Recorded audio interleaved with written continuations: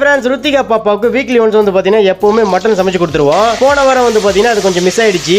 ஏன்னு கேட்டீங்கன்னா நான் வந்து பாத்தீங்கன்னா ஆந்திரா வரைக்கும் ஒரு வேலையா போயிருந்தேன். சரி ஓகே, ஆந்திரா வரைக்கும் வந்துட்டுமே அப்படியே அங்க உள்ள கோயில் குளத்துக்கு எல்லாம் போயிட்டு வந்துடலாம் அப்படின்னு சொல்லிட்டு கோயிலுக்கு எல்லாம் போயிட்டு வந்தாங்க. வந்து பாத்தீங்கன்னா நம்ம வீட்டுல சமைக்க கூடாது அல்லவா கறி. நம்ம வீட்டுல யாராவது கோயிலுக்கு போயிருந்தா நம்ம வீட்டுல கறி செய்ய மாட்டோம் பாத்தீங்களா.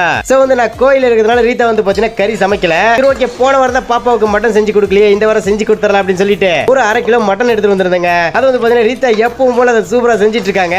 அதுக்கு என்னென்னலாம் இன்கிரிடியன்ஸ் எல்லாம் போடணுமோ அதெல்லாம் போட்டுட்டு நல்லா கறியை வேக வச்சு எடுத்துக்கிட்டாங்க. வேக வச்சு எடுத்துக்கிட்டு அதை வந்து பாத்தீங்கன்னா சட்டியில மாத்திட்டாங்க.